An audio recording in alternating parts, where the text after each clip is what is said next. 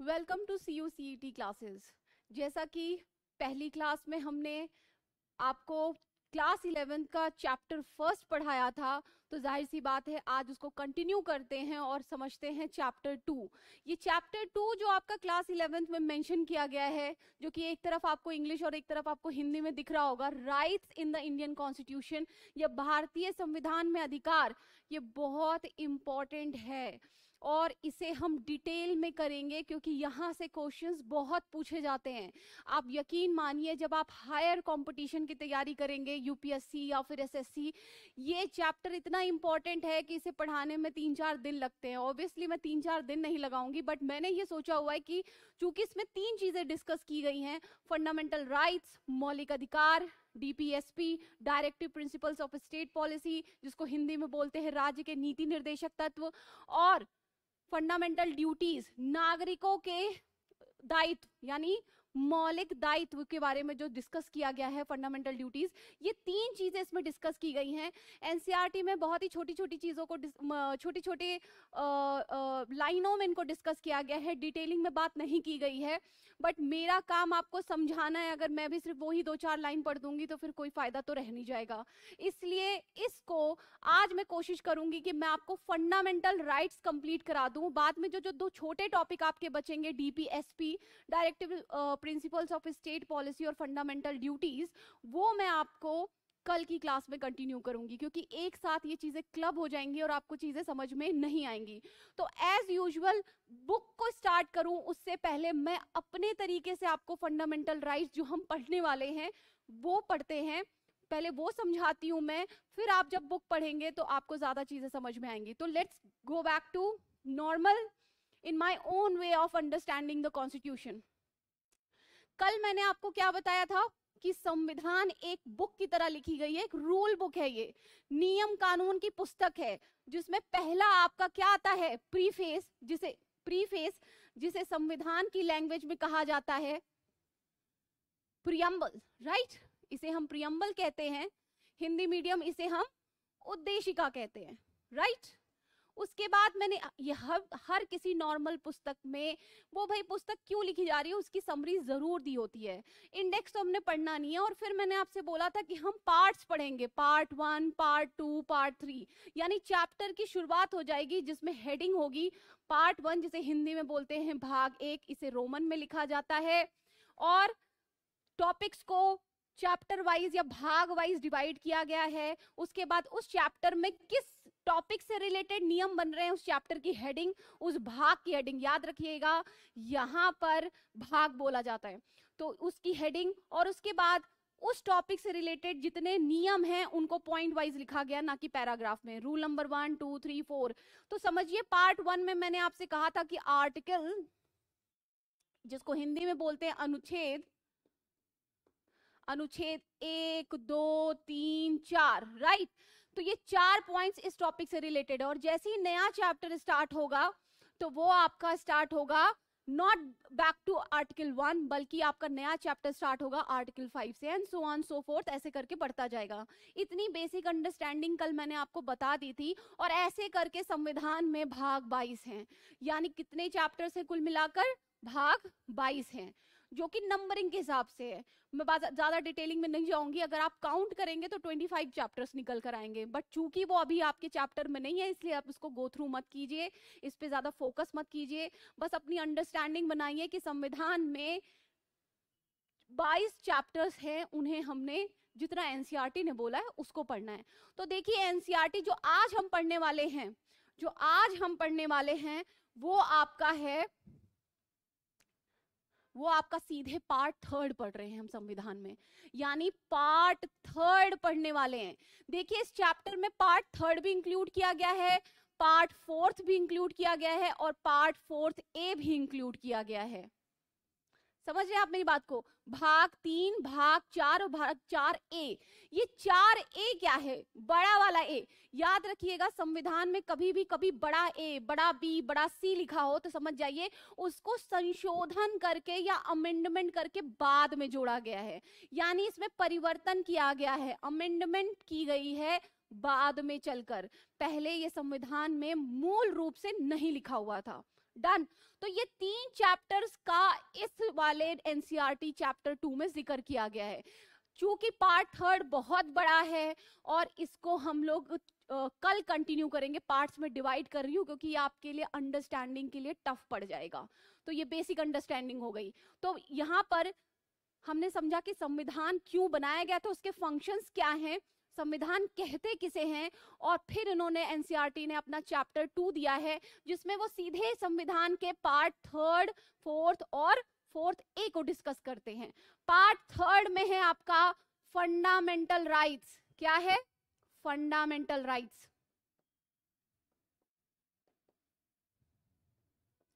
Part 4 में है आपका डीपीएसपी, शॉर्ट में लिखते हैं इसको। फंडामेंटल राइट्स को हिंदी मीडियम बोलते हैं मौलिक अधिकार। डन।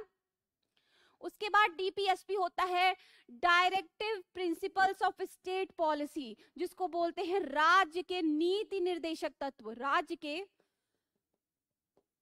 नीति निर्देशक तत्व। और 4A में फंडामेंटल ड्यूटीज, यानी नागरिकों के कर्तव्य, मौलिक कर्तव्यों की बात कही गई है। फंडामेंटल ड्यूटीज के बारे में बात कही गई है, यानी मौलिक कर्तव्य। ये 3 चीजें इसमें डिस्कस की गई हैं इस चैप्टर में। यानी संविधान के पार्ट 1, पार्ट 2 को नहीं बताया गया है, सीधे पार्ट 3 में आ गए हैं हम। ये चीज क्लियर हो रही है आपको? अब देखिए, पार्ट 1 में 1 से लेकर 4 आर्टिकल है, पार्ट 2 में 5 से, चूंकि बैक टू 1 तो होता नहीं, 5 से लेकर 11 तक है, 5 to 11 है। और पार्ट 3 में आर्टिकल डिस्कस किए गए हैं, आर्टिकल 12 से लेकर 35 तक। ये चीज याद रखिएगा, ठीक है? यानी चूंकि हम आज पार्ट 3 पर ही फोकस करेंगे और इस चैप्टर में 3 टॉपिक, संविधान के 3 भागों को डिस्कस किया गया है एनसीईआरटी के इस चैप्टर में। संविधान का पार्ट 3, भाग 3, भाग 4 और भाग 4A, ये चैप्टर बाद में जोड़ा गया है। जब हम इस टॉपिक पे पहुंचेंगे तब मैं आपको समझा दूंगी। फिलहाल अभी हमको पार्ट 3 को ही कंप्लीट करने में काफी समय लगेगा और हम आज पार्ट 3 पे ही फोकस करेंगे। तो चलिए, समझ में तो ये आ गया कि हमने पढ़ना क्या है। अब स्टार्ट करते हैं हमारे पार्ट 3। पार्ट 3 में मौलिक अधिकार डिस्कस किए गए हैं, नागरिकों के अधिकार। भाई, संविधान में सिर्फ एग्जीक्यूटिव, जुडिशरी या फिर लेजिस्लेचर, विधायिका, कार्यपालिका या न्यायपालिका को ही सिर्फ पावर्स नहीं दी गई हैं कि राष्ट्रपति, काउंसिल ऑफ मिनिस्टर्स, मंत्री परिषद, स्पीकर, इन सब की ही पावर को बस नहीं डिस्कस किया गया, उन्होंने हमारे को भी अधिकार दिए हुए हैं। तो हमारे को क्या क्या अधिकार मिले हैं, एक आम नागरिक, आम जनता को, छोटे से छोटे व्यक्ति को भी क्या अधिकार मिले हुए हैं संविधान में, वो कहाँ डिस्कस किया गया है? फंडामेंटल राइट्स पार्ट 3 में। दीज आर मौलिक अधिकार, दीज आर सो बेसिक अधिकार, सो फंडामेंटल इन नेचर कि ये नागरिकों को तो देना ही चाहिए। वही आज हम पढ़ने वाले हैं कि हमें कौन कौन से अधिकार मिले हैं। याद रखिए, इसमें 3 टॉपिक है, ठीक? और हम आज ये वाला टॉपिक डिस्कस कर रहे हैं क्योंकि सबसे बड़ा टॉपिक यही है। उसके बाद मैं आपको ये चीज कल कंटिन्यू कर दूंगी क्योंकि इसी को समझने में आपको टाइम लगेगा। तो अब कल के चैप्टर में हमने पढ़ा था संविधान होता क्या है, संविधान रिटन और अनरिटन संविधान क्या होता है, लिखित और अलिखित संविधान क्या होता है, संविधान के फंक्शंस क्या हैं, क्यों हमने संविधान लिखा, और ये सब जानने के बाद और इंट्रोडक्शन लेने के बाद आज हम बात करेंगे संविधान में भागों की, कि किस भाग में क्या लिखा हुआ है। चूंकि इन्होंने भाग 1 और 1-2 को डिस्कस ना करके सीधे भाग 3 पर आए हैं संविधान के, तो भाग 3 हमारे आम नागरिकों के, भारत के आम नागरिकों के अधिकारों के बारे में बात करता है। जाहिर सी बात है, भारत का संविधान पढ़ रहे हैं तो भारत के नागरिकों के अधिकार हैं ये, है ना, अमेरिका का नहीं पढ़ रहे। तो let's start with our fundamental rights. इसमें भी मैं आपको कुछ चीजें बताऊंगी। चूंकि ये भाग 3 में है, पार्ट 3 में है, इसे हम कहते हैं मौलिक अधिकार, राइट। इसे शॉर्ट में लिख सकते हैं fundamental rights, FR, fundamental rights, right. कितने आर्टिकल से कितने आर्टिकल तक है? आर्टिकल बढ़ते जाते हैं, बैक टू नहीं होता। लास्ट आपका जो चैप्टर था, पार्ट था, सॉरी, जो भाग था, वो आपका खत्म हुआ था 11 पे। तो ये 12 से लेकर 35 तक हमारे अधिकारों को डिस्कस किया गया है। तो पार्ट 3 हमारे अधिकारों के बारे में हमें मिले हैं, और ये जो अधिकार हैं वो सरकार पर, गवर्नमेंट पर लिमिटेशंस लगाते हैं। कल ही हमने डिस्कस किया था कि देखो, कानून व्यवस्था बनाना, जो बेसिक नॉर्म्स है, रूल्स एंड रेगुलेशंस है जो संविधान हमें देता है, उसे कौन बनाएगा? उसका निर्धारण भी कौन करता है? उसका भी निर्धारण कौन करता है? संविधान करता है, कॉन्स्टिट्यूशन करता है। और उस बॉडी का निर्माण कैसे होगा, वो गवर्नमेंट बनेगी कैसे, उसका भी निर्धारण कौन करता है? संविधान करता है। डन। अब देखिए, लेकिन अगर सरकार कुछ भी कानून बनाने लग जाए तो सोसाइटी में रहना दुश्वार हो जाएगा, क्योंकि हमने एग्री किया है बेसिक रूल्स एंड नॉर्म्स पर जो सभी के लिए कॉर्डियल हो, सभी के लिए सही से समन्वय स्थापित कर सके।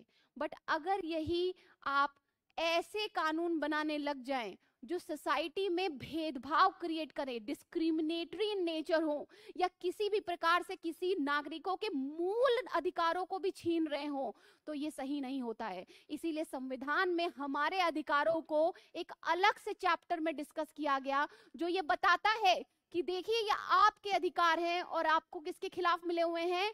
स्टेट के खिलाफ मिले हुए हैं। स्टेट मतलब गवर्नमेंट के खिलाफ मिले हैं। गवर्नमेंट भी इन अधिकारों को आपसे छीन नहीं सकती है। तो गवर्नमेंट को लिमिटेशन, उसके ऊपर सीमाएं लगाती है कि आप फंडामेंटल राइट्स को नहीं छीन सकते हैं। देखिए, संविधान में संशोधन करके छीना जा सकता है, लेकिन सुप्रीम कोर्ट कहता है कि आप किसी भी तरीके से संशोधन करके, किसी भी तरीके से अन्यायपूर्ण, अनजस्ट और अनफेयर तरीके से आप मौलिक अधिकारों को छीन नहीं सकते हैं। तो बेसिकली संशोधन पॉसिबल है फंडामेंटल राइट्स में, यानी चेंजेस किए जा सकते हैं, लेकिन इस तरीके से नहीं किए जा सकते हैं कि आपके हर तरीके के जो मौलिक अधिकार हैं, जो आपको जीने के लिए जरूरी हैं, वो भी छीन लिया जाए। तो ये फंडामेंटल राइट्स गवर्नमेंट पे लिमिटेशंस लगाता है। impose limitations on government, impose limitation, सीमाएं निर्धारित करता है गवर्नमेंट के ऊपर। impose limitation on government, कि भाई कुछ भी नहीं बना सकते हो। मौलिक अधिकारों को, नागरिकों के अधिकारों का सम्मान करना है, उनको भी ध्यान में रखना है, उनके अधिकारों को आप छीन नहीं सकते हो। तो पार्ट 3 में हमें अधिकार मिले हैं, किसके खिलाफ मिले हैं? सरकार के खिलाफ, या स्टेट के खिलाफ, या राज्य के खिलाफ मिले हैं। और ये सरकार पर एक नियंत्रण लगाता है कि कुछ भी कानून नहीं बना सकते हो, मौलिक अधिकारों को ध्यान में रखना है। डन। अब ये अधिकार जो पूरे फंडामेंटल राइट्स हैं 12 से 35 तक, इनको हमने कैटेगरी में डिवाइड कर लिया है। यानी इन सारे अधिकार जो हमें मिले हैं उनको हमने 6 वर्गों में वर्गीकृत कर लिया है। इनको हमने 6 कैटेगरीज में डिवाइड कर लिया है। वो 6 कैटेगरीज देखते हैं जो कि इंपॉर्टेंट है। पहला है आपका, ये 6 आपके फंडामेंटल राइट्स हैं, इन्हीं 12 से 35 आर्टिकल्स को हमने कैटेगरी में डिवाइड कर लिया है। Right to equality, right to equality article 14 से 18 तक डिस्कस करता है। यानी हमें अधिकार मिले हुए, समानता का अधिकार मिला हुआ, हिंदी मीडियम, समानता का अधिकार। समानता के अधिकार को 4 आर्टिकल्स 14, 15, 16, 17, 18 सॉरी 5 आर्टिकल्स में डिस्कस किया गया है। 5 आर्टिकल्स में हम भारत के नागरिकों को समानता दी गई है, हर तरीके की समानता, जो कि हम अभी देखेंगे। उसके बाद हमें मिला है राइट टू फ्रीडम, स्वतंत्रता का अधिकार, राइट टू फ्रीडम। ये 6 प्रकार की स्वतंत्रता हैं, 6 टाइप्स ऑफ फंडामेंटल राइट्स। हमने आर्टिकल 12 से 35 को 6 कैटेगरी में डिवाइड कर लिया। आप कहेंगे इसमें 12 और 13 तो इंक्लूडेड नहीं है, तो देखिए वो है फंडामेंटल राइट्स का ही पार्ट, बट वो हमारे अधिकारों को नहीं बताता है, बल्कि वो हमारे अधिकारों से रिलेटेड ही आर्टिकल है। तो फंडामेंटल राइट्स में उनका जिक्र है, लेकिन वो हमारे को अधिकार नहीं दे रहा किसी भी प्रकार का, इसलिए मैंने वहां पर जिक्र नहीं, यहाँ पर उसको कैटेगरी में डिवाइड नहीं किया गया है। तो देखिए, right to equality, right to freedom, स्वतंत्रता दी है हम लोगों को। संविधान कहता है कि हमारे देश के नागरिकों को स्वतंत्रता है, कितने प्रकार की है वो बाद में देखेंगे, फिलहाल स्वतंत्रता मिली हुई है, स्वतंत्रता का अधिकार। डन। इसको हमने आर्टिकल 19 से लेकर 22 तक डिस्कस किया है, यानी 4 आर्टिकल्स में हमने नागरिकों को स्वतंत्रता दी है। कई प्रकार की स्वतंत्रताएं दी हैं, जब हम उस पर आएंगे तब की तब देखेंगे। फिलहाल राइट टू इक्वालिटी है आर्टिकल 14 से 18 तक, जिसमें सभी नागरिकों को समानता दी गई है, फिर स्वतंत्रता का अधिकार दिया गया है, और उसके बाद आपको दिया गया है right to right against exploitation, right against exploitation, शोषण के विरुद्ध अधिकार। आर्टिकल 22, 23 दो ही आर्टिकल हैं, ओ sorry 23, 24।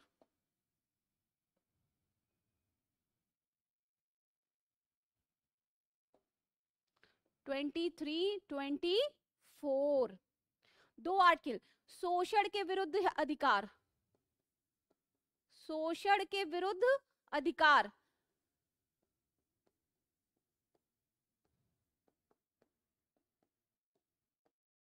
Done.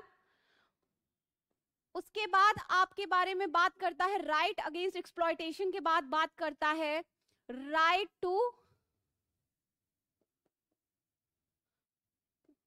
Freedom of religion.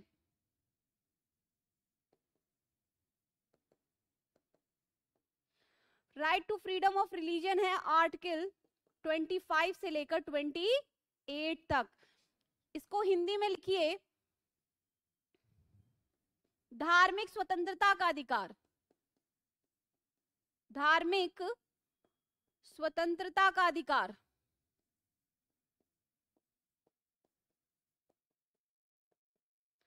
और दो और अधिकार आपके बचे हुए हैं, तो ये 4 अधिकार पहले आप लिख लीजिए, and then we will move on to R. 2 और हमारे को अधिकार मिले हुए हैं। राइट टू इक्वालिटी, समानता का अधिकार दिया गया हमें, 4 आर्टिकल्स में डिस्कस किया गया। स्वतंत्रता का अधिकार मिला 19 से 22 तक। शोषण के विरुद्ध हमें अधिकार मिला, और उसके बाद right to freedom of religion यानी धार्मिक स्वतंत्रता का भी अधिकार हमें मिला है, जिसको 25 से लेकर 28 तक डिस्कस किया गया। एंड देन हमें मिला है, देन हमें मिला 5वां हमारा अधिकार है cultural and educational rights, cultural and educational rights.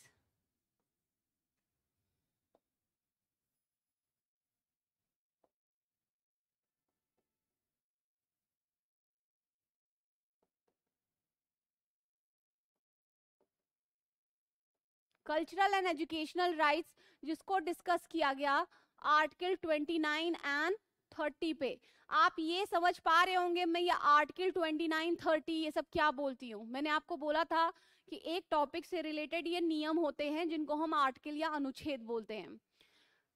Hindi medium लिखिए, सांस्कृतिक और शैक्षणिक अधिकार, सांस्कृतिक और शैक्षणिक अधिकार।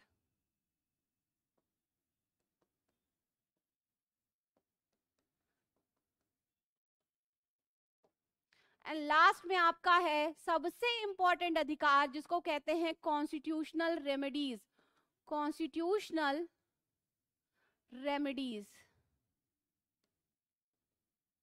इस संवैधानिक उपचार बोलते हैं इसे,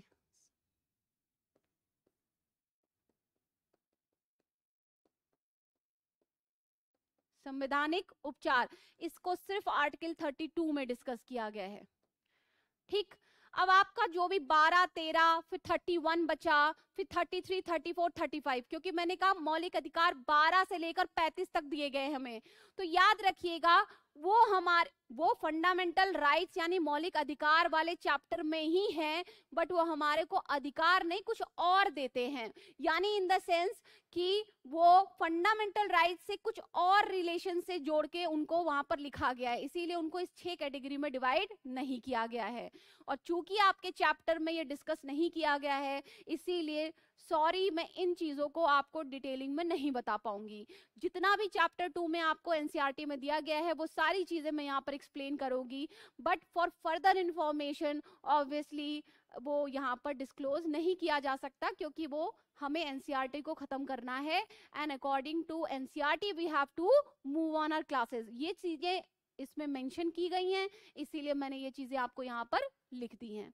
ठीक है, तो याद रखिए 12 से 35 हमारे मौलिक अधिकारों के बारे में बात करता है, बट इन मौलिक अधिकारों को हमने 6 कैटेगरी में डिवाइड कर दिया। ये हमारे अधिकार हैं, और कैसे कैसे किस प्रकार के अधिकार हमें मिले हुए हैं वो अब हम डिस्कस करेंगे। देख याद रखिएगा कॉन्स्टिट्यूशनल, क्योंकि इसी चैप्टर में लिखा हुआ है कि कॉन्स्टिट्यूशनल रेमेडीज को ही डॉक्टर भीमराव अंबेडकर ने डॉक्टर भीमराव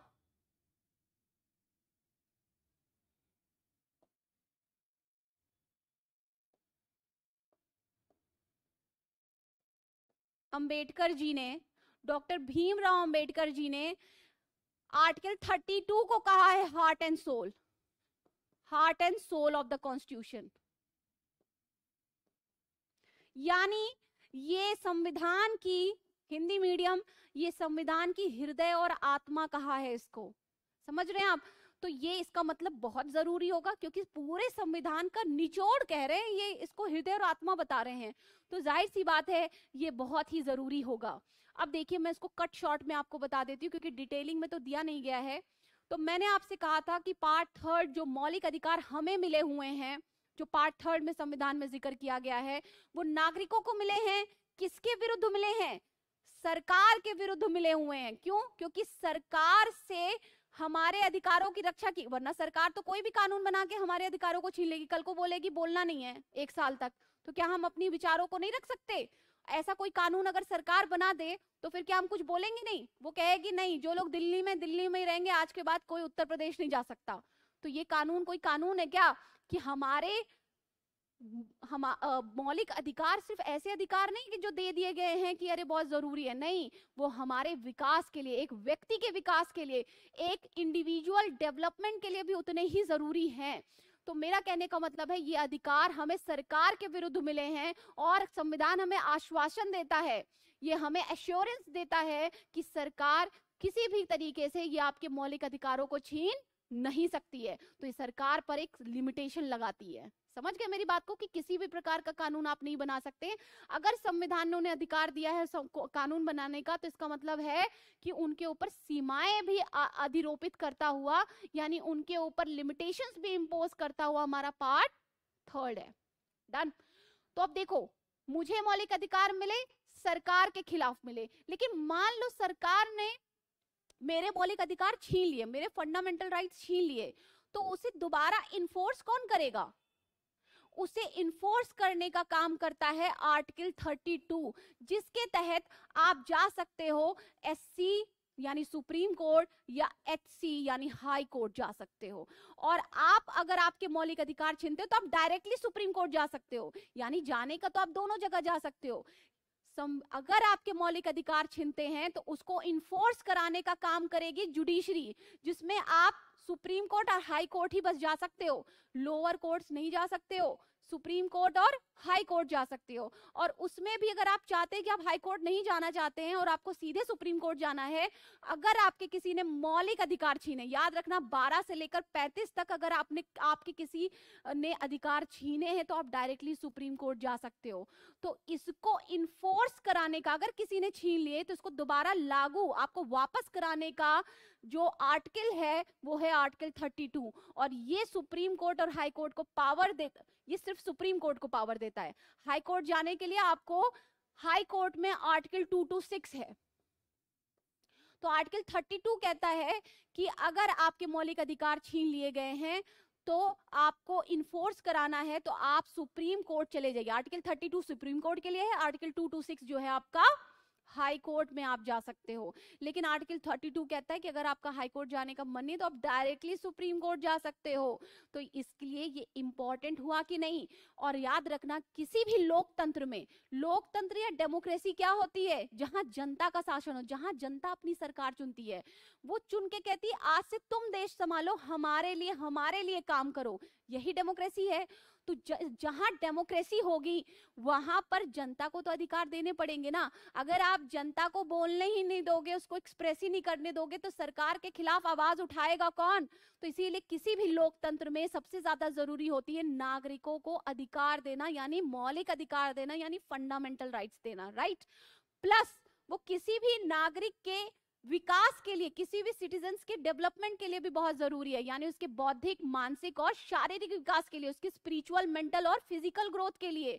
एक एग्जांपल देती हूँ, अगर मैं किसी 2 साल की बच्ची को एक कमरे में बंद कर दूं और उसको सीधे 10 साल बाद निकालूं, तो आप मुझे बताइए, उसको बोलने नहीं दिया, उसको चलने नहीं दिया, उसका जो मानसिक डेवलपमेंट है, जो उसका मेंटल ग्रोथ है, वो 2 साल के बच्चे का रहेगा या 10 साल बाद निकालने के बाद 12 साल के बच्चे का रहेगा। जाहिर सी बात है 2 साल का ना। तो यानी कुछ ऐसे फंडामेंटल राइट्स हैं जो डेमोक्रेसी के लिए भी जरूरी हैं और आपके वो स्पिरिचुअल, मेंटल और फिजिकल ग्रोथ के लिए भी जरूरी हैं। ये बहुत ही बेसिक राइट्स हैं जो मिलने ही चाहिए। आप समझ गए आप मेरी बात को। तो अब आ जाते हैं बैक टू, अगर वो कोई छीनता है तो आप आर्टिकल 32 के तहत जा सकते हो। तो याद रखिए, संविधान ने कहा है कि इंडिया एक डेमोक्रेटिक कंट्री है, जनता का शासन होगा, जनता चुनेगी अपनी सरकार की भाई आज से तुम हमारे लिए काम करो। और उस डेमोक्रेसी को बनाने के लिए जनता के पास अधिकार होने चाहिए। और अगर सरकार छीनने की कोशिश करती है तो सबसे इंपॉर्टेंट हुआ कि नहीं। इसीलिए डॉक्टर भीमराव अंबेडकर जी ने कहा कि आर्टिकल 32 जो है वो संविधान की आत्मा है। आर्टिकल 2 to 6 क्यों नहीं, क्योंकि काम तो वो भी वही कर रहा है, क्योंकि हम डायरेक्टली सुप्रीम कोर्ट जा सकते हैं ना आर्टिकल 32 के तहत। इसीलिए आर्टिकल 32 को वेटेज मिली हुई है। आप सब समझ गए, यानी फंडामेंटल राइट्स हमें मिले हुए हैं और छीनेगा अगर कोई तो सरकार छीन सकती है। अगर छीन लिया, वैसे वो सरकार के ऊपर नियंत्रण लगाती है, लेकिन अगर किसी कारणवश सरकार ने ऐसा कोई नियम बनाया और हमारे फंडामेंटल राइट्स को वो छीनती है, तो याद रखिएगा आप उसको इन्फोर्स कराने के लिए आर्टिकल 32 के तहत और आर्टिकल 2 to 6 के तहत सुप्रीम कोर्ट या हाई कोर्ट जा सकते हो और आपको लागू हो जाएगा। कैसे लागू होगा वो आर्टिकल 32 पे जब तक आएंगे उस तरीके से हम पढ़ लेंगे। समझ गए, ये तो आपका बेसिक अंडरस्टैंडिंग हो गया फंडामेंटल राइट्स के बारे में। अब आते हैं हम फंडामेंटल राइट्स क्या होते हैं। अब चैप्टर की शुरुआत करते हैं। बैक टू एनसीईआरटी में आऊंगी, जितनी भी इंपॉर्टेंट लाइन है वो अंडरलाइन, जितनी भी इंपॉर्टेंट लाइंस है वो अंडरलाइन करा दूंगी। और जो आपकी बेसिक ओवरऑल ड्राफ्ट था वो होप आपको समझ में आया होगा कि हम एग्जैक्टली पढ़ने क्या वाले हैं। और जो लास्ट के 2 टॉपिक हैं, जाहिर सी बात है वो इसी चैप्टर में है, लेकिन हम बाद में डिस्कस करेंगे। Back to topic, fundamental rights part 3, संविधान के पार्ट 3 में डिस्कस किया गया है। दीज आर मौलिक अधिकार, सो fundamental, so basic in their nature कि वो नागरिकों को या व्यक्तियों को उस देश के मिलना ही चाहिए। ये सरकार के पे नियंत्रण लगाती है और सरकार अगर इन्हें वायलेट करने की कोशिश करती है तो सरकार के खिलाफ, यानी उसको इन्फोर्स कराने के लिए हम जुडिशरी की शरण ले सकते हैं। डन।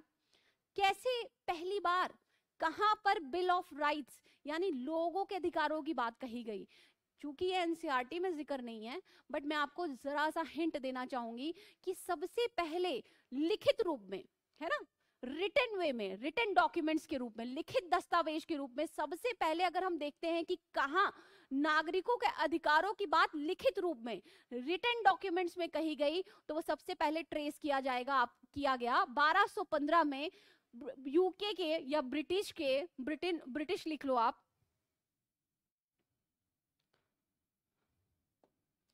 ब्रिटिश किंग थे जॉन, ब्रिटिश किंग जॉन। इन्होंने एक रिटन डॉक्यूमेंट, लिखित दस्तावेज हिंदी मीडियम, एक रिटन डॉक्यूमेंट के थ्रू लोगों को अधिकार दिए गए, उसे कहा गया मैग्ना कार्टा, अधिकार पत्र हिंदी मीडियम।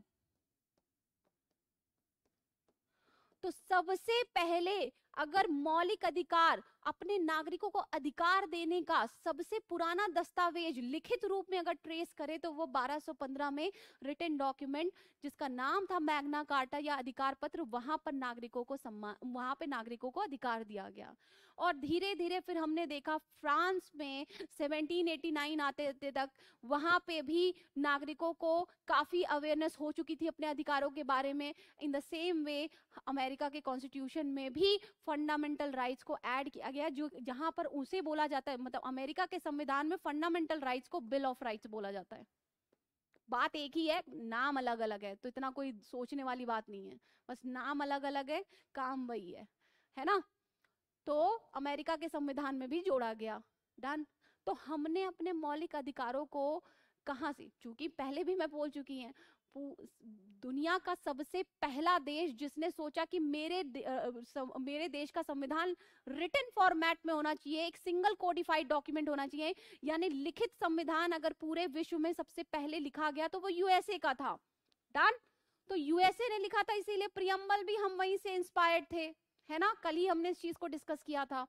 तो याद रखिएगा कि ये जो फंडामेंटल राइट्स जिसको यूएसए के संविधान में बिल ऑफ राइट्स बोला जाता है, तो हमने अपने फंडामेंटल राइट्स को कहां से इंस्पायर्ड होकर लिखा, यूएसए के कॉन्स्टिट्यूशन से। तो हमारे यहाँ जो फंडामेंटल राइट्स ऐड किया गया है वो यूएसए के संविधान से ऐड किया गया है। और सबसे पुराना अगर हम ट्रेस करें तो पूरे वर्ल्ड में, तो वहां की जनता को मैग्ना कार्टा के रूप में वहां के किंग 1215 में लोगों को अधिकार देते हैं। डन। अब देखिए, ऐसा नहीं है कि जब ब्रिटिशर्स हमारे ऊपर रूल किया करते थे, ये भी संविधान आपके चैप्टर 2 एनसीईआरटी में छोटा सा जिक्र है, इसलिए कर रही हूँ बस, ज्यादा डिटेलिंग में मैं नहीं जाऊंगी इस चीज को, डोंट वरी। तो देखिए संविधान जब ब्रिटिशर्स थे तो ऐसा नहीं है कि हमारे कांग्रेस के जो मेन लीडर्स थे उन्होंने कभी भी हमारे अधिकारों के बारे में या फंडामेंटल राइट्स के बारे में डिस्कस नहीं किया। दे इवन आल्सो वांट कि हमारे भारतीयों को अंग्रेजों की तरफ से मौलिक अधिकार तो एटलीस्ट मिले। बहुत ही एक्सप्लॉयटेटिव पॉलिसीज थी इनकी, तो हम चाहते थे कि हमें तो कुछ मौलिक अधिकार मिले। तो देखिए 1928 में, इससे पहले देखिए मैं कांग्रेस की बात कर रही हूं कि कांग्रेस ने कब डिसाइड किया, ऐसे अलग अलग लीडर्स ने कई बार जिक्र किया हुआ है, जैसे एनी बेसेंट ने 1925 में ही कहा था मिलना चाहिए। तो शब्दों पे ध्यान दीजिए जो मैं बोलती हूँ। उसके बाद कभी आप कमेंट सेक्शन में यह ना लिखिए कि उन्होंने कहा था आप 1928 से पहले। बहुत सारे लोगों ने डिमांड करी थी, लेकिन वो एज अ इंडिविजुअल कैपेसिटी में उन्होंने डिमांड करी थी। कांग्रेस ने पहली बार मौलिक अधिकारों के लिए 1928 में जिक्र किया था, जिसको कहते हैं नेहरू रिपोर्ट। इसमें उन्होंने नागरिकों को अधिकार देने की बात कही थी कि फंडामेंटल राइट्स देने चाहिए, मूल अधिकार देने चाहिए नागरिकों को, मूल अधिकार तो होने ही चाहिए। और ये डिमांड रखी थी अंग्रेजों से, जाहिर सी बात है 1928 चल रहा है। और ये नेहरू रिपोर्ट में जवाहरलाल नेहरू जी के पिताजी थे मोतीलाल नेहरू, इसके अध्यक्ष थे, इसमें और भी मेंबर्स थे, बट हम इसको नेहरू रिपोर्ट ही मानते हैं। ये क्यों आया था, देखिए अगर थोड़ी बहुत भी हिस्ट्री की बेसिक अंडरस्टैंडिंग है तो याद रखिएगा कि 1927 में साइमन कमीशन आता है, जिसको ब्रिटिशर्स भी अलग अलग टाइम पे थोड़े थोड़े हमको रिफॉर्म्स दिया करते थे, सुधार दिया करते थे, कॉन्स्टिट्यूशनल रिफॉर्म, संवैधानिक उपचार, संवैधानिक सुधार दिया करते थे। तो हमारी डिमांड बढ़ती जा रही थी, जाहिर सी बात है। तो जब हमारी डिमांड बढ़ती जा रही थी तो 1919 में एक रिफॉर्म लेकर आते हैं, 1919 में मॉन्टेग्यू चेम्सफोर्ड रिफॉर्म। अब आप जिनकी हिस्ट्री की बेसिक अंडरस्टैंडिंग नहीं है उनके लिए मैं बस बता दूं कि 1919 में मॉन्टेग्यू चेम्सफोर्ड रिफॉर्म्स आते हैं, ठीक है। उसकी समीक्षा, उसको रिव्यू करने के लिए साइमन कमीशन भेजा गया था 1927 में कि भाई जाके देखो कि उसका क्या इफेक्ट रहा भारतीय लोगों पर। क्यों? क्योंकि अंग्रेजों को नया रिफॉर्म लेकर आना था। वो नया रिफॉर्म आया गवर्नमेंट ऑफ इंडिया एक्ट 1935 के थ्रू, ठीक है। अगर आपकी बेसिक अंडरस्टैंडिंग नहीं है तो डोंट वरी, एनसीईआरटी में नहीं लिखा हुआ है, सिर्फ यही एक लाइन लिखी हुई है, मैं इसको सिर्फ समझाने के लिए आपको बता रही हूँ कि एक कमीशन भेजता है अंग्रेज, चूंकि उन्होंने पहला एक 1919 में एक रिफॉर्म कर रखा था जिसका नाम था मॉन्टेग्यू चेम्सफोर्ड रिफॉर्म। 1919 में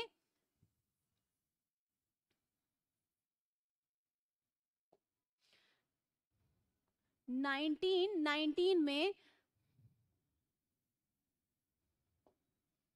1919 में अंग्रेजों ने हमें कुछ रिफॉर्म्स दिए, इसको संवैधानिक रिफॉर्म्स या कॉन्स्टिट्यूशनल रिफॉर्म्स बोलते हैं, संवैधानिक सुधार बोलते हैं, जिसका नाम था मॉन्टेग्यू चेम्सफोर्ड रिफॉर्म्स। मॉन्टेग्यू, ये दो बंदों के नाम हैं, जब आप हिस्ट्री पढ़ेंगे तो आपको क्लियर हो जाएगा। चेम्सफोर्ड रिफॉर्म्स, इसको रिव्यू करने के लिए कि भाई ये ठीक है या नहीं, और नया सुधार देना था, क्योंकि भारतीयों की डिमांड बढ़ती जा रही थी अंग्रेजों से। वो चाहते थे कि हमें इतना एक्सप्लॉइट मत करो, हमें और लिबर्टी दो, हमें और राइट्स दो।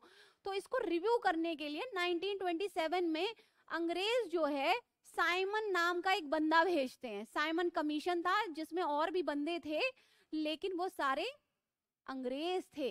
इसका विरोध होता है कि भाई ये क्या रिव्यू करेगा, भारतीयों की दशा को समझने के लिए भारतीय का होना जरूरी है ना, तो ये क्या रिव्यू करेगा 1990 में। और आगे आने वाले रिफॉर्म के लिए अंग्रेज चाहते थे, जो कि नया रिफॉर्म आता है बाद में, government of India act, government of India act 1935, भारतीय अधिनियम, भारतीय अधिनियम 1935 आता है। तो देखिए, इसको रिव्यू करना और क्या भारतीयों की डिमांड है, जिसको क्लब करके ये अपनी रिपोर्ट प्रस्तुत करता, और फिर ब्रिटिशर्स जो हैं वो अपना नया कॉन्स्टिट्यूशनल रिफॉर्म लेकर आते।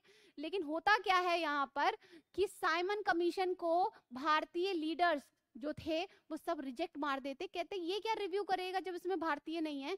तो अंग्रेज कहते कि ठीक है भाई, तुम ही कोई ऐसा एक्ट, कानून बना दो, कोई ऐसा संविधान बना दो जिसमें तुम सारे पार्टी जो अलग अलग हो वो सब इकट्ठे सहमत हो जाओ, तो हम मान जाएंगे। तो कांग्रेस उसको चैलेंज के रूप में लेती है, हालांकि वो फेल हो जाती, क्योंकि मुस्लिम लीग उस रिपोर्ट से एग्री नहीं करती है, जिसका नाम था 1928 में कांग्रेस बनाती है एक नेहरू रिपोर्ट आती है, जिसके हेड थे नेहरू जी, मोतीलाल नेहरू जी, उसमें और भी मेंबर्स थे।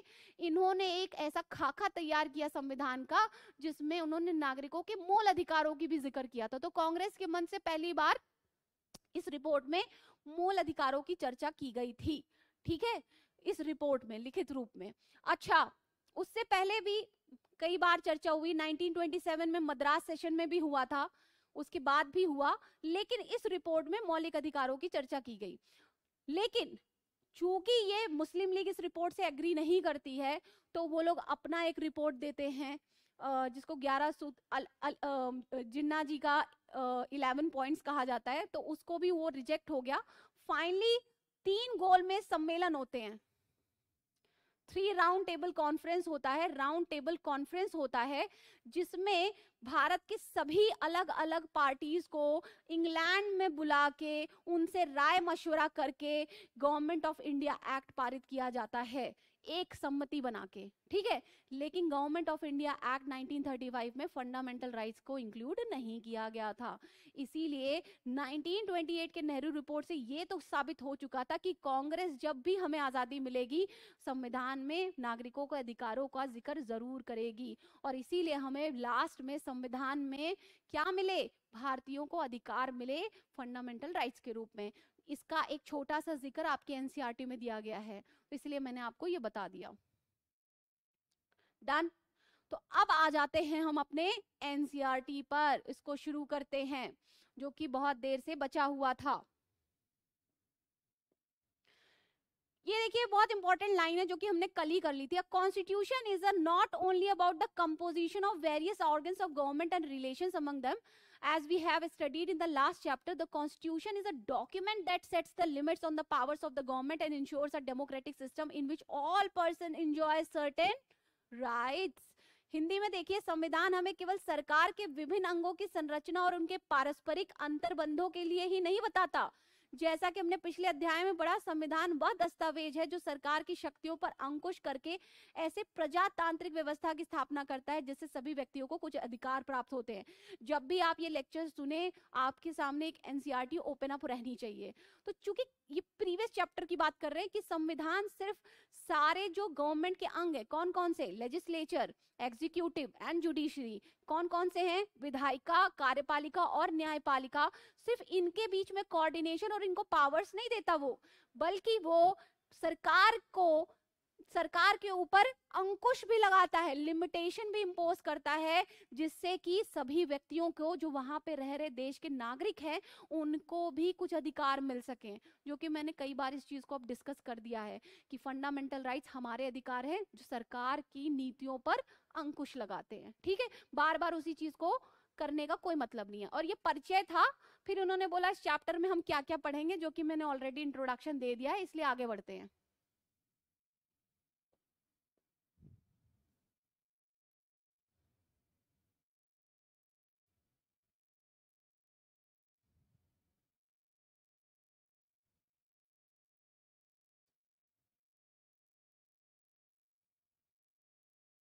अब देखिए इन्होंने एक यहाँ पर एक चीजें बताई हुई हैं कि कैसे मौलिक अधिकार या नागरिकों को अधिकार देना जरूरी है। तो इन्होंने दो कहानियां यहाँ पर डिस्कस की हैं, तो उसको हम एक बार ऐसे ही गो थ्रू कर लेते हैं, कोई बहुत खास कहानी नहीं है।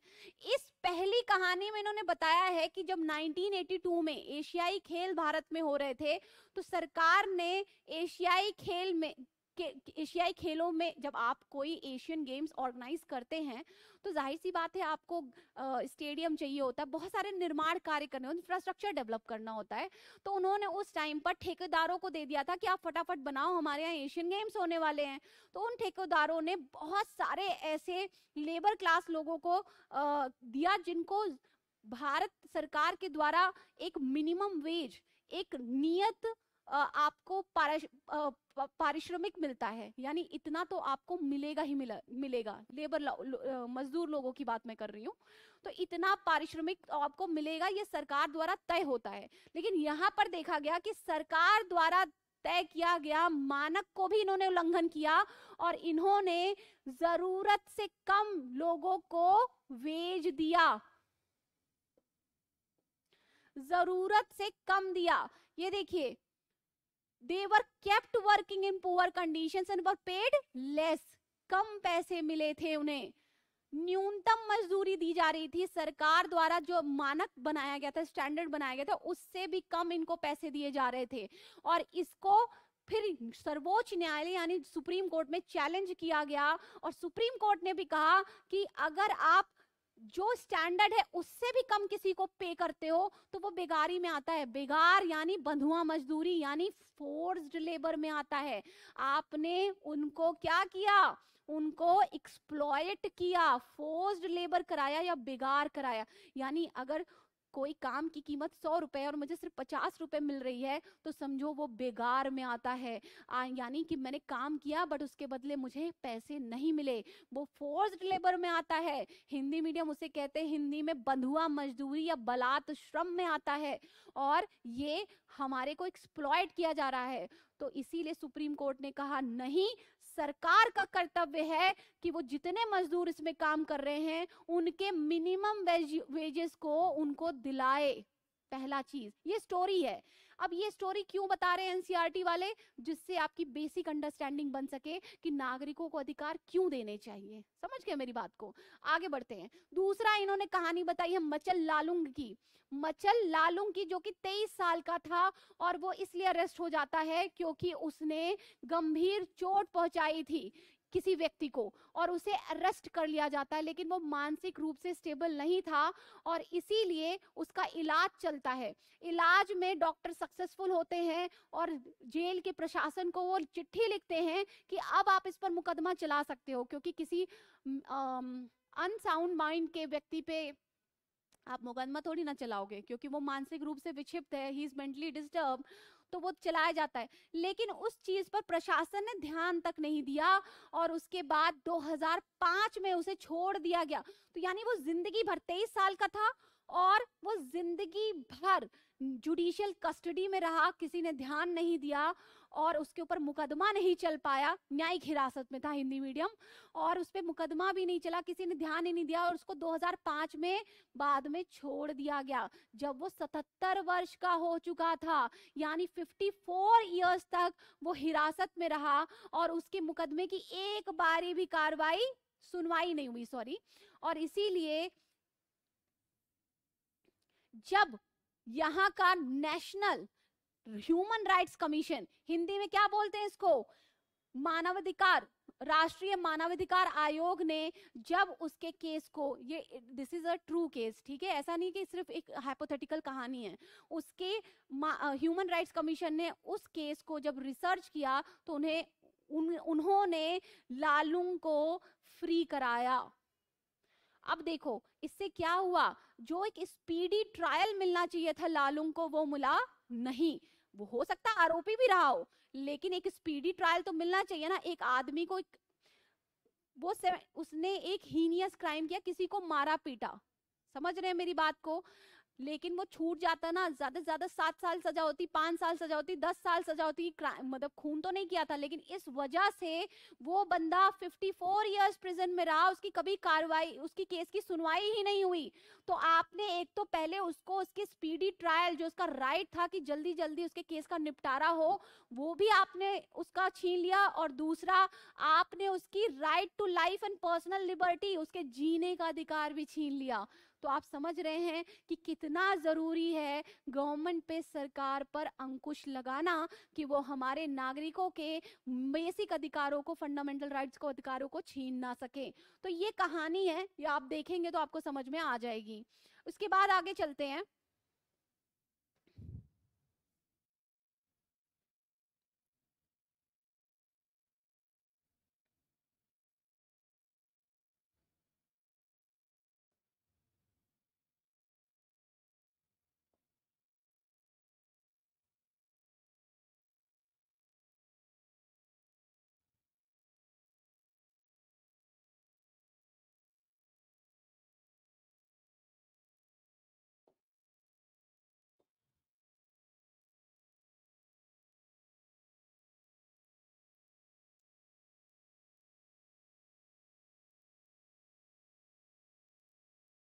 तो देखिए इसमें देखो इन्होंने लास्ट में क्या कहा कि मचल की पूरी जिंदगी उसको बेचारे को क्या नहीं मिला, every individual has the right to life and personal liberty.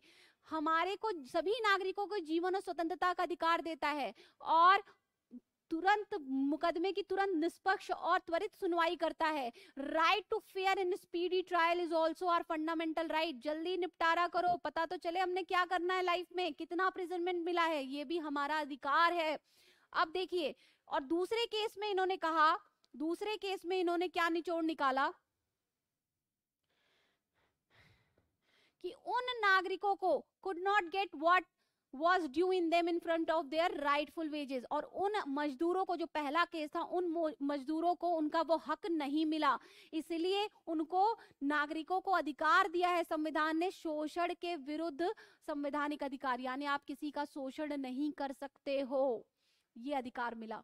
अब ये तो मैंने कहानी आपको बताई दी है, आगे बढ़ते हैं। बिल ऑफ राइट्स यानी फंडामेंटल राइट्स का जिक्र करता है ये चैप्टर आगे। Fundamental rights, bill of rights या फंडामेंटल राइट्स एक ही बात है। ओहो,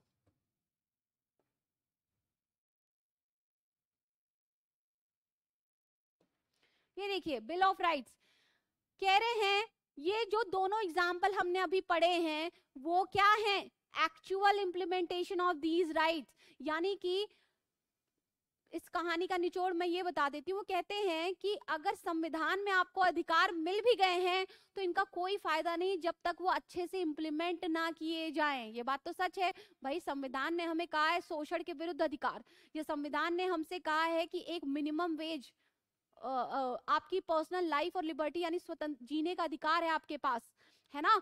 तो अगर वो संविधान में लिख दिया गया, बट अगर उसको वो आपको मिले नहीं तो उसका फायदा क्या है, वही चीज यहां पर लिखी गई है।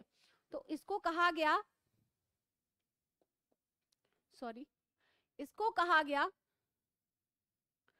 तो इन्होंने कहा कि आपको ये अधिकार किसके लिए मिले हैं और इनको सुनिश्चित करना है, गवर्नमेंट को सुनिश्चित करना है, सरकार को सुनिश्चित करना है कि सभी संवैधानिक जो मौलिक अधिकार हमें मिले हैं संविधान के द्वारा वो नागरिकों को मिले।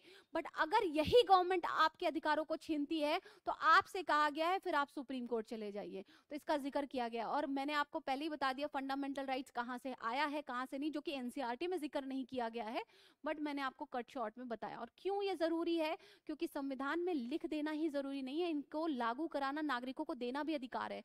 और वो किसके ऊपर कहा गया, उसको भी कहा गया कि सरकार सुनिश्चित करे कि सभी नागरिकों को मिला है। बट ये भी ध्यान में रखे कि अगर गवर्नमेंट छीनती है तो आपके पास अधिकार है कि आप उसको दोबारा से इन्फोर्स करा सकते हो सुप्रीम कोर्ट जाके। चलिए आते हैं fundamental rights in the Indian constitution के बारे में बात करते हैं।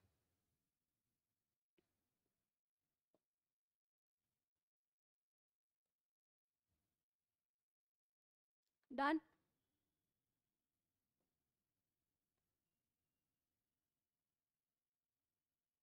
अब देखिए ये चीज मैंने आपको अभी क्लियर कर दी थी, इसलिए मैं बार बार इस चीज को रिपीट नहीं करूंगी कि हमारे जो फ्रीडम मूवमेंट जब चल रहा था तो हमने ब्रिटिश रूलर से डिमांड करी थी, मोतीलाल नेहरू कमिटी, वही नेहरू रिपोर्ट, उन्होंने हम अंग्रेजों से 1928 में क्या मांगा था कि भारतीयों को भी अधिकार मिलने चाहिए। ये चीज मैंने क्लियर कर दी है, इसीलिए बार बार इसका जिक्र नहीं होगा।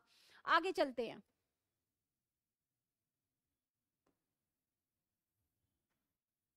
आगे चलते हैं, इसमें कुछ चीजें मैंने इसीलिए पहले ही आपको डिस्कस कर दी थी, जिससे बार बार उस चीज का fundamental rights in Indian constitution and now here.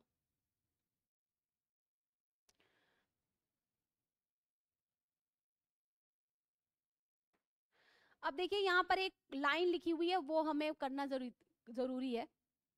ये देखिए यहाँ पर कहते हैं कि protection the constitution listed the rights that would be specially protected called fundamental rights. देखिए यहाँ पर मैं आपको लेमन लैंग्वेज में समझाऊं तो यहाँ पर लिखा हुआ है कि एक ऑर्डिनरी लॉ होता है, साधारण कानून, और एक होता है संवैधानिक कानून या संवैधानिक अधिकार। यहाँ पर आपका लिखा हुआ है कि एक साधारण कानून होता है और एक मौलिक अधिकार जो कि संविधान गारंटी करता है वो अलग होता है। कहते हैं कि जब देखिए संविधान में जो अधिकार हमें मिले हैं उसको संवैधानिक अधिकार बोलते हैं, तो मौलिक अधिकार हमारा संवैधानिक अधिकार है, संविधान ने हमें दिए हैं। और जब पार्लियामेंट, क्योंकि संविधान कहता है कि मैंने आपको पावर्स दे दिए हैं, बाकी देश में जब कानून बनाना होगा तो वो पावर किसको दे दी, पार्लियामेंट को दे दी। तो जब पार्लियामेंट कानून बनाती है तो उसको साधारण कानून बोलते हैं। तो कह रहे हैं कि अगर फंडामेंटल राइट साधारण कानून होता तो पक्का ये लोग क्या करते, इसमें संशोधन कर देते, यानी इसको चेंज कर देते, अगली बार फिर चेंज कर देते, तो हमारे मौलिक अधिकार हमेशा खतरे में रहते। जब इसे संविधान में डाल दिया गया तो ये संवैधानिक अधिकार हो गया और इसकी महत्ता बढ़ गई, इसकी इंपॉर्टेंस बढ़ गई और कहा गया कि नहीं, मौलिक अधिकारों को सरकार हमसे छीन नहीं सकती। वैसे संविधान में संशोधन पॉसिबल है, मौलिक अधिकारों में भी संशोधन कर सकती है, अमेंडमेंट कर सकती है, लेकिन उसके जो मूलभूत सिद्धांत है यानी आपके मौलिक अधिकारों को इस तरीके से वो छीन नहीं सकती है कि आपके सारे अधिकार ही गायब हो जाएं। तो इसलिए मौलिक अधिकार को संवैधानिक अधिकार इसलिए दिया गया है क्योंकि ये बहुत ही ज्यादा जरूरी है आपके लोकतंत्र के लिए और एक व्यक्ति के विकास के लिए। और इसे साधारण लॉ इसलिए नहीं बनाया गया क्योंकि ये असाधारण चीज है, देश नागरिकों से बना है और सरकार के ऊपर ये जिम्मेदारी है कि नागरिकों को अधिकारों को सुनिश्चित करे। तो ये यहाँ पर वो चीज उन्होंने बोली हुई है। तो इसको भी मैंने आपको एक दो लाइन में बता दिया। यहाँ पे साउथ अफ्रीका के कॉन्स्टिट्यूशन का जिक्र किया गया कि उन्होंने अपने संविधान में, चूंकि वहां पर रेशियल डिस्क्रिमिनेशन बहुत होता है साउथ अफ्रीका में, गोरे काले का बहुत भेद होता है, तो उन्होंने जब अपना संविधान बनाया 1996 में तो उन्होंने कहा कि रेस के नाम पर, जेंडर के नाम पर, pregnancy, marital status, ethnic, social, religion, colour, age, disability, religion, conscience, belief, culture, language और बर्थ, इन सभी आधारों पर विभेद नहीं किया जाएगा किसी भी नागरिकों के बीच में। यानी किसी भी आधार पर, जितना आप सोच सकते हैं उन सभी आधारों पर साउथ अफ्रीका में कहा गया कि हम अपने नागरिकों के बीच में डिस्क्रिमिनेशन नहीं करेंगे। और ऐसा उस संविधान ने क्यों लिखा होगा, इसीलिए तो लिखा होगा ना क्योंकि वहां पर होता होगा। मैंने कल ही बताया था कि संविधान जब किसी देश का बनाया जाता है तो उसका हिस्टोरिकल बैकग्राउंड भी इसमें इंक्लूडेड होता है। पक्का वो सोसाइटी उस चीज से सफर कर रही होगी। तो हमारे यहाँ जैसे हम इनइक्वालिटी से सफर करते हैं, असमानता से, गरीबी अमीरी से सफर करते हैं, वैसे वहां पर नस्ल भेद बहुत ज्यादा है। तो उन्होंने अपने संविधान में इस चीज का जिक्र किया है और कह रहे हैं सिर्फ संविधान में जिक्र करने से नहीं होगा, इसको फोर्सफुली कानून बना के, इसको लीगली कानून बना के इन्फोर्स कराना भी जिम्मेदारी है। तो ये वहां पर ये चीज डिस्कस की गई थी। चलिए आगे बढ़ते हैं। चूंकि मैंने पहले ही काफी सारी चीजें, ओहो,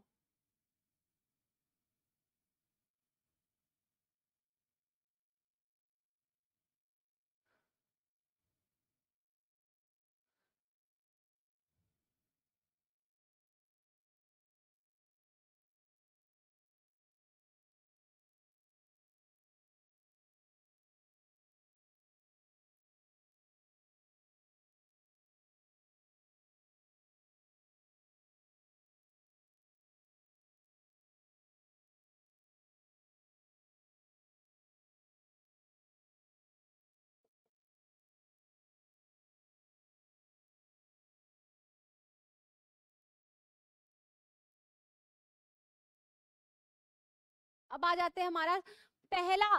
अब देखिए इन्होंने सारा इंट्रोडक्शन मैंने पहले ही आपको समझा दिया था। तो अब ये यहाँ पर शुरुआत करते हैं राइट टू इक्वालिटी। कुछ याद आया? मैंने कहा था 12 से 35 तक के अधिकारों को किसमें डिवाइड कर दिया गया है? 6 कैटेगरी में डिवाइड किया गया है, जिसमें पहला आपका बात करता है किस पे? Right to equality. कुछ याद आया? पहली कैटेगरी जो थी आर्टिकल 14 से 18 तक डिस्कस की गई है। इन 4 आर्टिकल्स में आप 14, 15, 16, 17, 18 सॉरी 5 आर्टिकल्स में आपको क्या बताया गया है? समानता दी गई। नागरिकों से कहा गया आप सभी लोग समान हैं, आपको किसी भी प्रकार से राज्य द्वारा, सरकार द्वारा किसी भी ग्राउंड पर, चाहे वो जेंडर हो, सेक्स हो, रिलीजन हो, कास्ट हो, क्रीड हो, चाहे वो जाति हो, धर्म हो, लिंग हो, जन्म स्थान हो या मूल वंश हो, इन किसी भी आधारों पर आपके साथ विभेद नहीं किया जाएगा। यानी राज्य के लिए, सरकार के लिए, स्टेट के लिए सभी नागरिक बराबर हैं और किसी भी प्रकार का विभेद नहीं किया जाए। यही तो समानता का अधिकार है। समझ रहे मेरी बात को? तो यहीं पर यहाँ पर आपको डिस्कस किया गया है। समझ गए मेरी बात को? अब चूंकि समानता का अधिकार आपके 5 आर्टिकल्स में डिस्कस किया गया है, तो इन्होंने उसकी डिटेलिंग यहाँ पर मेंशन नहीं करी है, इसलिए इस डिटेलिंग पर हम आगे बढ़ेंगे। यहाँ पर 2 कहानियां डिस्कस की इन्होंने। पहले में स्वदेश कुमार की बात करते हैं। एक स्वदेश कुमार अपने गांव जाते हैं और गांव में वहां पर वो अपने मित्र के साथ चाय पीने के लिए जाते हैं किसी चाय की टपरी पर। हाँ, चाय की टपरी पर शॉपकीपर के पास जाते हैं ये। तो वहां पर वो जो है स्वदेश कुमार को तो कप में चाय देता है, बट उनके मित्र से उनकी कास्ट यानी जाति पूछता है और उसे वो चाय जो है कुल्हड़ में देता है, क्योंकि उसका मित्र जो था वो दलित था, यानी कि एक ऐसी कैटेगरी से बिलोंग करता था जिसे वो अनटचेबल समझता था। समझ गए? छुआछूत करना चाहता था वो, उसको उस लायक नहीं समझता था। दूसरी कहानी में क्या डिस्कस किया गया? दूसरी कहानी में ये कहा गया है कि एक टेलीविजन में 10 लोग काम करते थे, जिनमें से 4 महिलाएं थीं और उन 4 महिलाओं को जॉब से निकाल दिया जाता है। क्यों? क्योंकि वो शायद 45 एज, हाँ 45 एज की एज जो है वो क्रॉस कर चुकी थी। जबकि वहीं पर जो रेस्ट 6 मेल एंकर थे उनको नहीं निकाला जाता है, क्योंकि वो भी उस एज को क्रॉस कर चुके हैं, बल्कि उनसे भी सीनियर थे। लेकिन औरतों को यहाँ पर उनकी 45 क्रॉस होने के बाद उन्हें ये समझा जाता है कि वो बूढ़ी हो चुकी हैं, जहां पर मेल्स को नहीं समझा जाता। तो ये डिस्क्रिमिनेशन 2 तरीके के दिखाए गए। एक तो आपने कास्ट के नाम पे डिस्क्रिमिनेशन करी और एक आपने क्या करी? जेंडर के नाम पे डिस्क्रिमिनेशन करी। जबकि समानता का अधिकार कहता है कि किसी भी आधार पर, चाहे वो रिलीजन हो, चाहे वो कास्ट हो, चाहे वो जेंडर हो, चाहे वो आपका प्लेस ऑफ बर्थ हो यानी जन्म स्थान हो, और चाहे वो आपका मूल वंश यानी क्रीड हो, इन 5 आधारों पर आप किसी भी नागरिक के साथ भेदभाव नहीं कर सकते। तो ये 2 कहानी यहाँ पर डिस्कस की गई है। आगे बढ़ते हैं।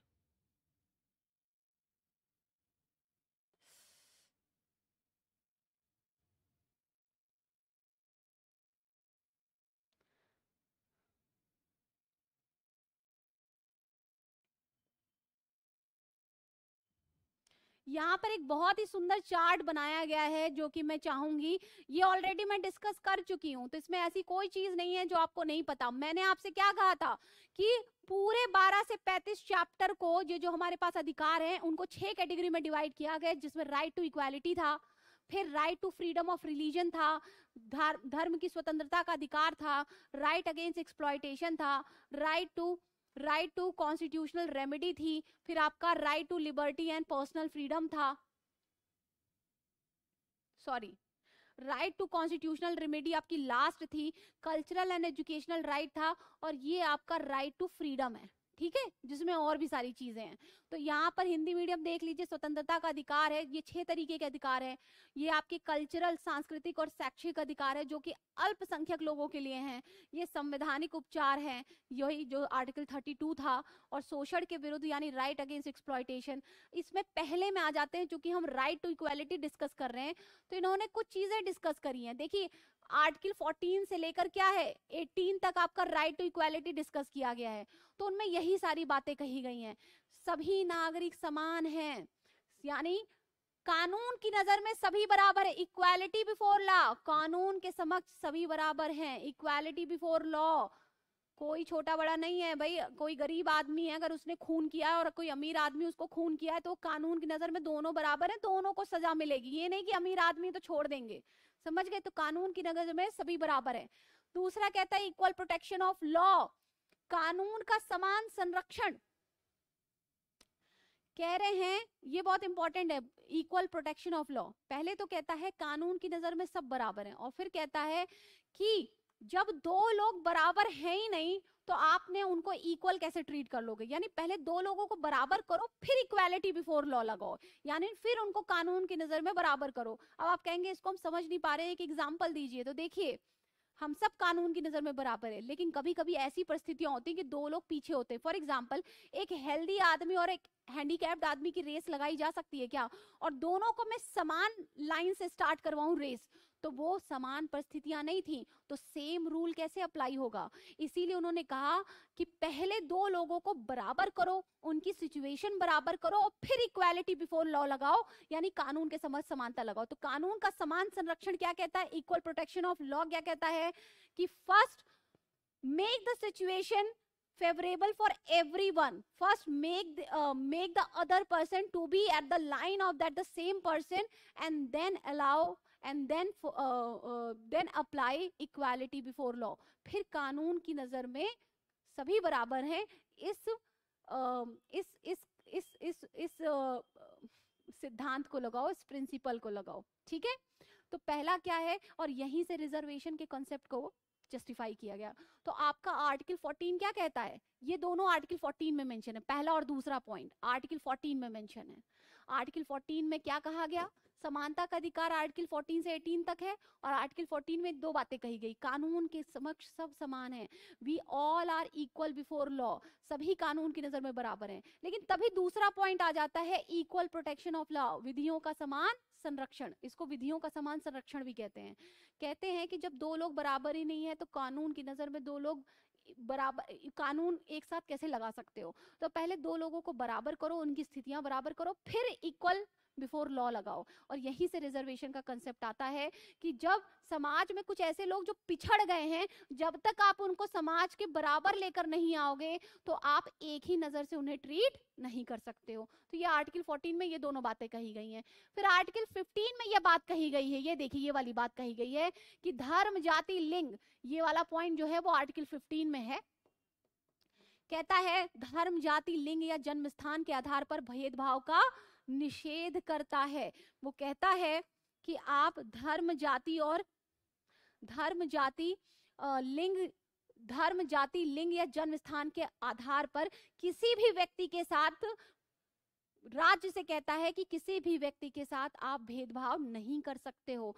इसीलिए सार्वजनिक स्थानों पर, सार्वजनिक कुओं पर, होटलों पर आप किसी को इस आधार पर बैन नहीं कर सकते हो कि ये फला व्यक्ति इस कास्ट का है इसलिए आने नहीं देंगे। पहले जमाने में होता था ना, SC ST क्या होते थे? SC ST जो बेचारे होते थे वो उनको सार्वजनिक, गांव में जो सार्वजनिक कुएं होते थे, जो वेल्स होते थे, उनमें से पानी नहीं भरने दिया जाता, तो उनको किसी जाति के आधार पर बाधित किया जाता था, वहां से पानी नहीं भरने दिया जाता था। तो संविधान ने सबको बराबर कर दिया। तो उन्होंने कहा जी नहीं, आज के बाद इन आधारों पर आप किसी के साथ भी सार्वजनिक स्थल पर हो, होटल हो, कुएं हो, कहीं भी ऐसा भेदभाव नहीं कर सकते हैं। ये आपका आर्टिकल 15 कहता है। और फिर कहते हैं रोजगार में अवसर की समानता। फिर कह रहे हैं किसी भी आधार पर आप नागरिकों को समान अवसर देंगे, है ना। रोजगार में आप सभी को समान अवसर देंगे, किसी के साथ धर्म, जाति और लिंग भेदभाव, डोमिसाइल, इन सब के आधार पर आप उनके साथ डिस्क्रिमिनेशन नहीं कर सकते हैं। जॉब अपॉर्चुनिटी सभी नागरिकों के लिए बराबर होगी, ये आपका आर्टिकल 16 कहता है। और फिर कहते पदवियों का अंत होगा। ये आपका, ये पहले, उसके बाद पहले छुआछूत आता है।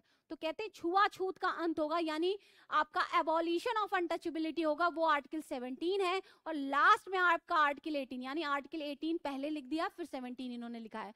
एबॉलिशन ऑफ टाइटल्स, यानी एबॉलिशन ऑफ टाइटल्स यानी कि उपाधियों का अंत होगा। जो लोग राजा, कुंवर, महेंद्र प्रताप सिंह, राजा, रानी, ये सब जो टाइटल्स अपने नाम के आगे लगाते थे, और that title itself shows that कि समाज में कुछ लोग आपसे नीचे हैं और कुछ लोग ऊपर हैं। इन टाइटल्स का संविधान लागू होने के बाद इन टाइटल्स का, जो कि डिस्क्रिमिनेटरी है, समाज में डिस्क्रिमिनेशन या भेदभाव पैदा कर रहा है, वो आप यहाँ पर नहीं लगा सकते हो। तो छुआछूत का अंत, जो लोग किसी स्पेशल वर्ग के साथ अनटचेबल्स या छुआछूत का व्यवहार करते थे, वो भी संविधान ने कहा कि आज के बाद ये पॉसिबल नहीं है कि आप किसी के साथ ये भेदभाव कर सको।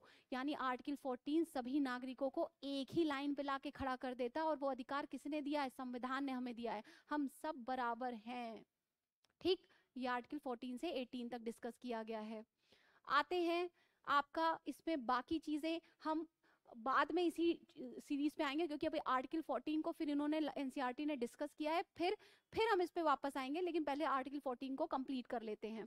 तो आर्टिकल 14 जो है आपका, आपको मोटा मोटी मैंने बता दिया, अब ज्यादा उसमें कुछ बचा नहीं है, तो हम इसको आगे थोड़ा सा फटाफट लेकर चलते हैं।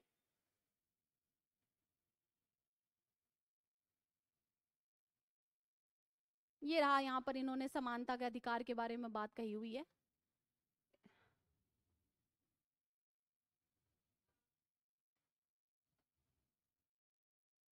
इसको हम फटाफट देखते हैं, क्योंकि ऑलरेडी मैंने आपको काफी डिस्कस कर दिया है। देखिए यहाँ पर इन्होंने अनटचेबिलिटी की बात कही है, जो कि आर्टिकल 17 में कहते हैं कि आप किसी को भी छुआछूत के आधार पर किसी के भी साथ भेदभाव नहीं कर सकते हो। इसका अंत कर दिया गया संविधान के द्वारा। दूसरा, आपको इन्होंने यहाँ पर कहा है कि उपाधियां नहीं प्रदान करेंगे, यानी अबॉलिशन ऑफ टाइटल्स, वो जिक्र कर दिया मैंने आपसे।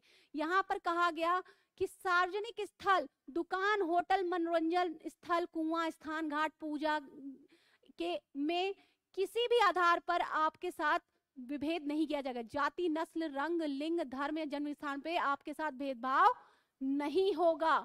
यही चीज यहाँ पर लिखी हुई है कि you can not discriminate on the basis of these to make any person to enter into any bath, ghat, hotel, places, entertainment, wells, anywhere.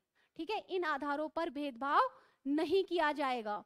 तो ये आपका आर्टिकल 14 डिस्कस किया गया था यहाँ पर, सॉरी आर्टिकल 15, 14, आपका 17 भी यहाँ पर डिस्कस किया गया है, जो कि मैंने वहां पे लाइन से समझाया। फिर इन्होंने यहाँ पर आर्टिकल का मेंशन नहीं किया गया, बट वही बातें इन्होंने सिर्फ लाइन में लिख दी हैं। आगे बढ़ते हैं, एक मिनट। हम आज आर्टिकल 14 तक ही पढ़ेंगे, क्योंकि आज लंबा खिंच रहा है ये।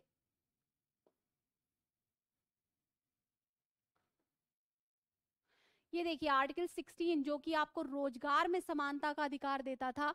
आप अंदर जा जाओ। रोजगार में समानता का अधिकार देता था। उसमें आर्टिकल 16 फॉर्ड में कहता है कि रोजगार में समानता देता था। उसने कहा हमारे लिए सभी नागरिक बराबर हैं, आर्टिकल 16 कहता है। लेकिन आर्टिकल 16 में एक अपवाद है, एक्सेप्शन है, जिसमें वो कहता है कि अगर कोई नागरिक बैकवर्ड है, बैकवर्ड क्लास ऑफ सिटीजन्स, तो उसको सर्विस में रिजर्वेशन मिलेगा। ये देखो यहाँ पर लिखा हुआ है, आर्टिकल 16 तो कहता है कि किसी भी आधार पर भेदभाव नहीं कर सकते हैं, लेकिन आर्टिकल 16 में एक अपवाद दिया गया है कि राज्य के जो पिछड़े हुए नागरिक हैं उनका अगर प्रतिनिधित्व ढंग से नहीं हो पा रहा है गवर्नमेंट जॉब में तो उनको आरक्षण का प्रावधान करता है। ठीक है, आगे बढ़ते हैं।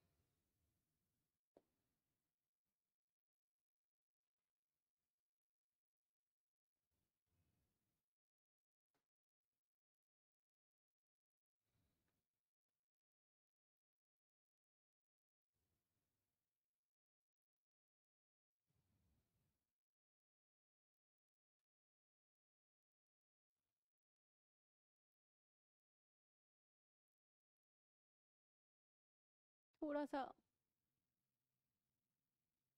तो ये देखिए यहाँ पर इन्होंने कहा है इक्वालिटी ऑफ अपॉर्चुनिटी जो है आर्टिकल 16 जो है आपका, चूंकि यहाँ पर आर्टिकल्स मिक्सिंग है यहाँ पर, तो कह रहे हैं अवसर की समानता है, ये जो है वो आपको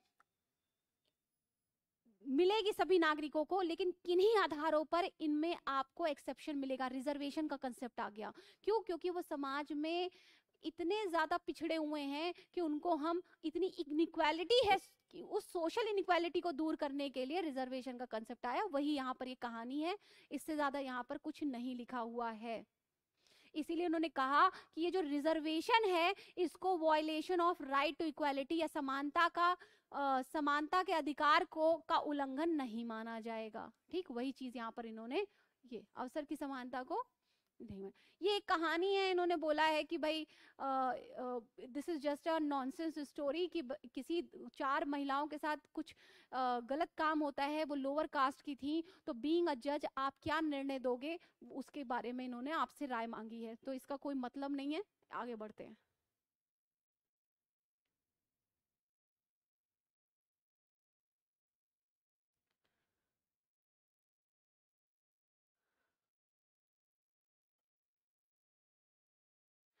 अब ये जो आपका आर्टिकल समानता का अधिकार था, राइट टू इक्वालिटी, आर्टिकल 14 से लेकर 18 तक, इसे हम यहाँ पर एंड करेंगे क्योंकि अब आपका स्टार्ट हो जाएगा स्वतंत्रता का अधिकार, जिसमें आर्टिकल 21 आता है। स्वतंत्रता का अधिकार यानी राइट टू फ्रीडम मिला हुआ है हम सबको, समानता हमने देख ली, तो हम इसको क्विक रिवीजन करते हैं। हमने देखा कि समानता का अधिकार 12 से 35 में हमें अधिकार मिले हुए हैं, सरकार के खिलाफ मिले हुए हैं। अगर वो हमसे छीनता है तो हम आराम से जा सकते हैं सुप्रीम कोर्ट आर्टिकल 32 के तहत, और वो हमारे फंडामेंटल राइट्स को दोबारा हमको वापस करा देगा, क्योंकि संविधान कहता है कि मौलिक अधिकारों का जो गारंटर है, who is the protector and the guarantor of the fundamental rights is the supreme court. वैसे हम हाई कोर्ट भी जा सकते हैं, बट डायरेक्टली सुप्रीम कोर्ट जा सकते हैं। इसलिए आप अंदर आ जाओ, we are about to finish. तो सुप्रीम कोर्ट जा सकते हैं, इसीलिए उसको गारंटर माना गया है। हाई कोर्ट भी आप जा सकते हैं आर्टिकल 226 के तहत, लेकिन डायरेक्टली आप सुप्रीम कोर्ट जा सकते हैं, इसीलिए उसको सर्वोच्च माना गया है। अब देखिए, मैंने आपसे कहा कि इन सारा 12 से 35 को अधिकारों को हमने 6 कैटेगरी में डिवाइड कर दिया। तो पहला कैटेगरी हम पढ़ चुके हैं जिसमें समान नागरिकों को समान अधिकार मिले हुए हैं, we all are equal. Article 14 कहता है कानून की नजर में हम सब बराबर हैं, और उसी आर्टिकल 14 में एक पॉइंट कहता है इक्वल प्रोटेक्शन ऑफ लॉ, या विधियों का समान संरक्षण, जो ये कहता है कि जब दो लोग बराबर ही नहीं है तो उनको इक्वली आप ट्रीट नहीं कर सकते हो, तो पहले उनको बराबर लाओ, फिर कानून की नजर में इक्वल ट्रीट करो। यहीं से रिजर्वेशन के कंसेप्ट को जस्टिफाई किया गया। आर्टिकल 15 कहता है कि किन्हीं ये जाति, धर्म, लिंग, जन्म स्थान और मूल वंश, religion, caste, creed, place of birth और जेंडर के आधार पर आप किसी भी नागरिकों के साथ राज्य कभी भी डिस्क्रिमिनेशन नहीं करेगा। सार्वजनिक स्थलों में भी उनको जाने से नहीं रोका जाएगा इन 5 आधारों पर, चाहे होटल हो, चाहे पब्लिक प्लेसेस हो, बसेस हो, कुएं हो, किसी भी टेम्पल्स हो, किसी भी आधार पर नहीं रोका जाएगा। फिर आर्टिकल 16 कहता है कि सभी नागरिकों को रोजगार का समान अवसर मिलेगा without any discrimination in religion, caste basis and all that. But article 16(4) एक अपवाद है, वो कहता है कि समाज में इतनी ज्यादा सोशल इनइक्वालिटी हो गई है कि कुछ लोगों को रिजर्वेशन का प्रावधान रोजगार में किया गया, सरकारी नौकरियों में किया गया, और इसे violation of right to equality नहीं माना गया। डन। उसके बाद मैंने आपसे कहा समानता के अधिकार में कहा गया कि छुआछूत, आर्टिकल 17 कहता है छुआछूत को हटाओ यहाँ से, यानी ये जो अनटचेबल्स हैं जिनको हम बहुत ही बुरी तरीके से समाज में ट्रीट करते हैं, उनकी परछाई भी पड़ जाए तो उन्हें पीटते हैं, ये अब संविधान लागू होने के बाद सरकार का कर्तव्य है कि अनटचेबिलिटी को दूर करे। और फिर आर्टिकल 18 कहता है कि अबॉलिशन ऑफ टाइटल्स, आज के बाद कोई उपाधियों का अंत है, कोई अपने नाम के आगे उपाधि नहीं लगाएगा, क्योंकि ये उपाधियां क्या दिखाती हैं कि समाज में एक हिरार्की बनी हुई है। तो हिरार्की तो है ही नहीं ना, क्योंकि हम सब जो हैं वो एक ही लाइन पर खड़े हुए हैं, अब कोई छोटा और बड़ा नहीं है, वी ऑल आर इक्वल। सो आप उपाधियां लगा के ये समाज में नहीं दिखा सकते हो कि आप हमसे बड़े हो किसी भी तरीके से। तो एबॉलिशन ऑफ टाइटल्स, तो हमने समानता दे दी। अब अगले क्लास में हम अधिकार पढ़ेंगे और अगली क्लास में हम इस चैप्टर को खत्म कर देंगे। एक बेसिक अंडरस्टैंडिंग बनाने के लिए करना जरूरी था, थोड़ा लंबा खिंच गया है, लेकिन अगले में आर्टिकल 19 से 22 जो हमें स्वतंत्रताएं मिली और किन किन तरीके की स्वतंत्रता मिली है वो कंटिन्यू करेंगे। आई होप कि आपको ये लेक्चर समझ में आएगा। कोई भी क्वेरी होगी तो आप कमेंट सेक्शन में डाल सकते हो। इस पूरे लेक्चर को कंप्लीट होते ही मैं इसका पीडीएफ फॉर्मेट, ये तो एनसीईआरटी पूरी खुली हुई है, पीडीएफ फॉर्मेट आपको कमेंट उसमें डिस्क्रिप्शन बॉक्स में डाल दूंगी, और आपकी कोई भी क्वेरी मैं पूरी कोशिश करूंगी इसको रिजॉल्व किया जाए। आई होप कि आपको क्लास समझ में आ रही है। और एनसीईआरटी को पढ़ाने का बस इतना मतलब है पीडीएफ खोल के कि आपको कोई भी लाइन मेरे से मिस ना हो। पीडीएफ फॉर्मेट कंसाइज फॉर्म में मैं आपको दूंगी और क्वेश्चंस भी दूंगी, तो इसको पहले ये लेक्चर खत्म हो जाएगा तो वो आपको मिल जाएगा। आई होप कि आपको लेक्चर समझ में आया होगा। धन्यवाद।